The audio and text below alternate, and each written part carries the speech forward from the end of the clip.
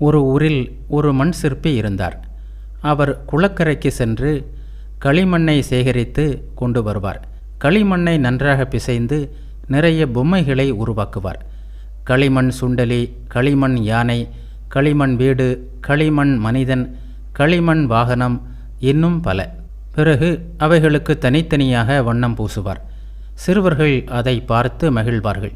சிறுவர்கள் விளையாடுவதற்காக அவற்றை வாங்கி செல்வார்கள்.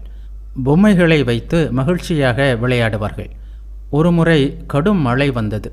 அப்போது மழையில் நனைந்து அனைத்து களிமண் பொம்மைகளும் மீண்டும் மண்ணாகவே மாறிவிட்டது.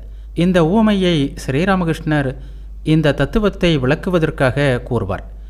கடவுள் ஒருவர்தான். அவரே பல்வேறு தொழில்களை செய்வதற்காக பல உருவங்களாக ஆகியுள்ளார். ஒரு உருவத்தில் அவர் படைத்தல் தொழிலை செய்கிறார். இன்னொரு உருவத்தில் அவர் காக்கும் தொழிலை செய்கிறார். இன்னொரு உருவத்தில் அழிக்கும் தொழிலை செய்கிறார். இன்னும் காக்கும் தொழிலை செய்யும் அந்த இறைவன் பல உருவங்களாகி இன்னும் பல தொழில்களை செய்கிறார். குயவன் ஒருவன் களிமண்ணிலிருந்து பல உருவங்களை உருவாக்குவது போல ஒரே கடவுள் பல தொழில்களை செய்வதற்காக பல உருவங்களாக ஆகியுள்ளார். பிரளய காலத்தில் அனைத்து உருவங்களும் மீண்டும் கடவுளில் லயமாகிவிடும் என்று பகவான் ஸ்ரீராமகிருஷ்ணர் கூறுவார்.